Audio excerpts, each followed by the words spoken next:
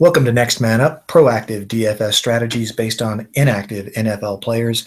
I'm Mike Davis, the Q&A columnist at fftoday.com, and today I'll be flying solo for this special Thanksgiving edition of Next Man Up. Matthew and I were unable to coordinate our travel schedules to do a show together. That's partly why it's going to come out a day early and partly why Matthew will be missing. I do want to start by reviewing a couple of Matthew's bolder picks from last week. On the one hand, he swung and missed with Tyler Ervin, the backup running back for Houston. He expected Ervin to justify his price by getting some action behind Lamar Miller, but Ervin turned out to be a complete non-factor. So that one didn't work out. But his other call, Thomas Rawls, coming back to action after missing most of the season with an injury, Rawls was, as Matthew expected, simply beast mode 2. He came in and was a workhorse for the Seahawks, although C.J. Prosise started out the game with a phenomenal run. It turned out that everything we were led to believe by Pete Carroll was true about Thomas Rawls, that he would come back and carry the workload, which he did. So Matthew was about 50-50 on those calls. I was maybe 75-25, maybe 2-1-1 if you want to score LeGarrette Blount as a tie, but I'll start by reviewing my 4 featured players last week. First, I started with Dak Prescott at quarterback and recommended that people use a Prescott-Bryant stack because Dak's low price made Bryant very affordable, at least as a stack. And, of course, Dak Prescott finished with 301 yards passing, 16 yards rushing, and 3 TDs, 2 of them to Dez Bryant. So if you did a Prescott-Bryant stack, you were quite happy with what you paid for it. That was pretty good, but my running back was LeGarrette Blount, who had big volume, as I expected, 124 yards rushing, but no scores. So he finished with, I think, 15 points in the DraftKings format, which wasn't anything to get excited about. He didn't kill your lineup, but he didn't carry you over the finish line either.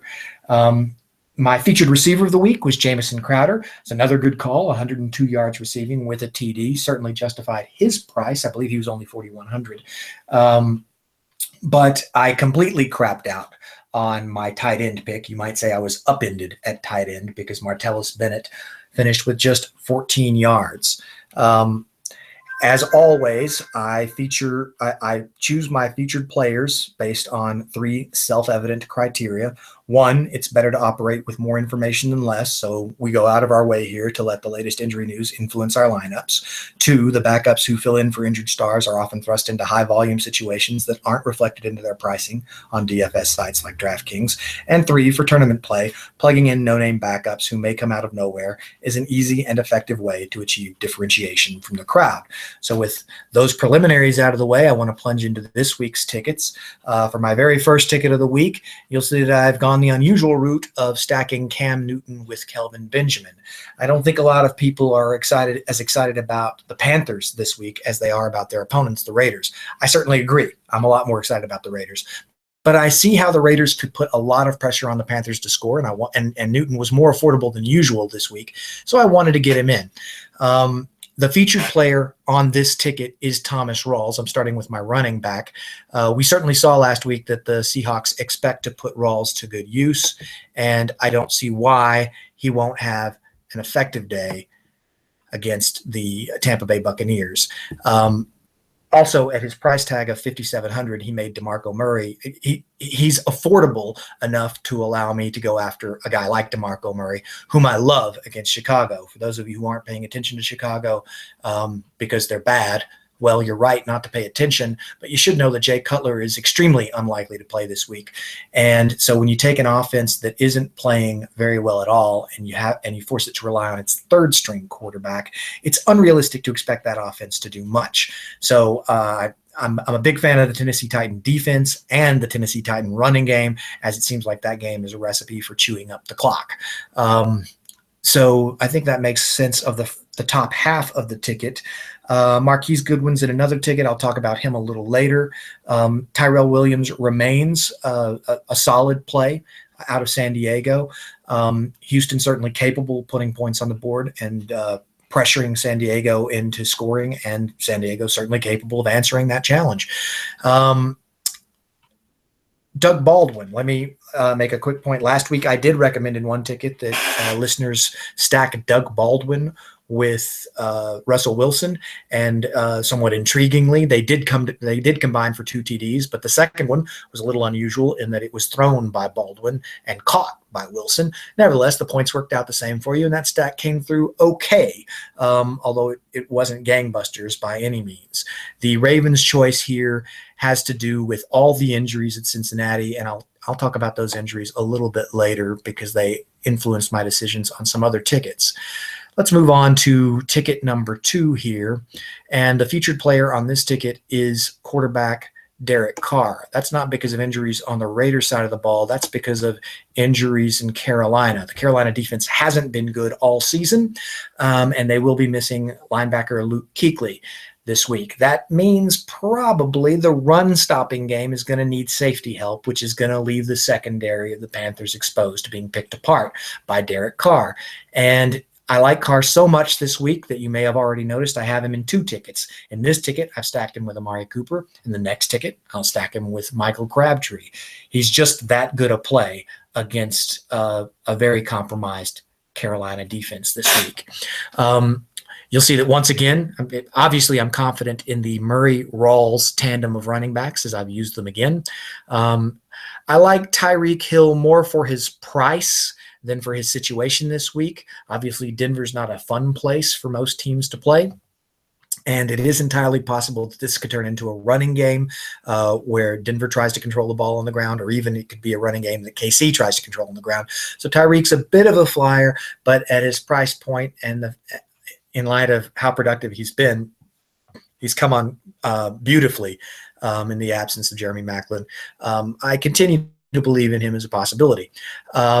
Rashard Matthews as a wide receiver for Tennessee and Delaney Walker as a tight end for Tennessee. These are just players that this ticket, essentially, you see that I got Murray, Matthews, and Walker. I'm just expecting.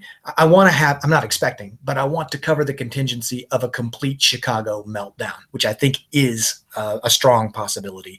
And so just throwing darts at numerous Tennessee players and expecting them all to have good days against a Chicago team that could really have a time of possession of less than 20 minutes on the day.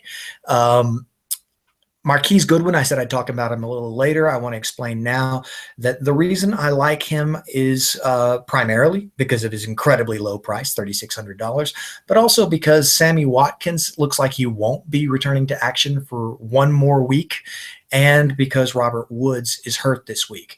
Buffalo has to throw the ball to someone, and I expect that someone to be Marquise Goodwin.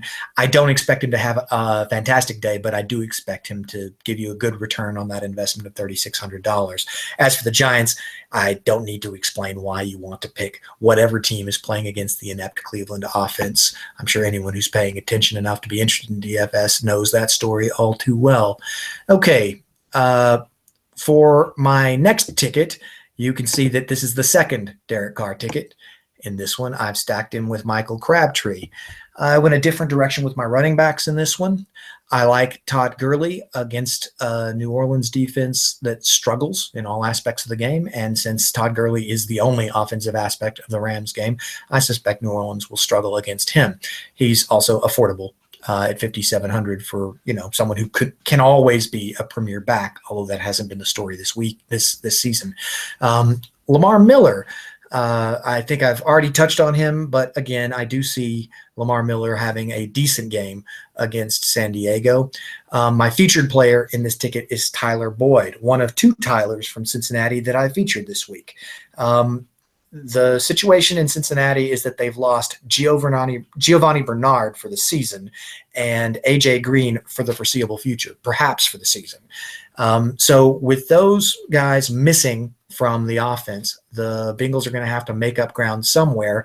On this ticket, I'm betting on them making up the ground through Tyler Boyd. On the next ticket, I'll bet on them making up that ground through Tyler Eifert.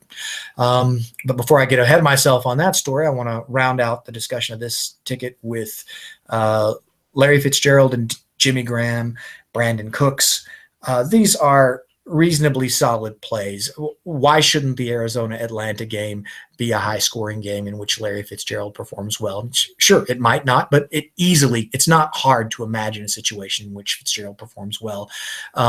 It's not hard to imagine a situation in which Jimmy Graham is the primary outlet for Russell Wilson. I've already got Doug Baldwin in another ticket. I'm playing the Jimmy Graham angle in this ticket. I'm not excited about Brandon Cooks. He fit my price point on this ticket, and I do like New Orleans at home, even when they're playing a tough defense like the Rams. So I decided to gamble on Cooks because I just didn't like the other options. This is the part of the show where Matthew would ordinarily talk me into swapping Cooks out and putting someone else in. He would start tinkering with my ticket at this point. So I'm going to challenge listeners who have a chance to listen to this, especially since it's out a day early, to make comments below this recommending what I do with this ticket. You're not going to have any trouble talking me out of Cooks, but you're going to have to talk me into someone else. And if they're at all expensive, I'm going to have to make other changes. So go ahead, make a comment, make your case. I'll read the comments before Sunday and credit any listeners who steer me into changing the ticket, whether the ticket wins or not. If you make a convincing argument, I'll credit you for making a convincing argument. The Titans here are a solid defensive play, if only because they're against the beleaguered Chicago Bears. Okay. Let's move on to our final ticket. I've already sort of tipped my hand on who my featured player is here. This is the tight end ticket featuring Tyler Eifert.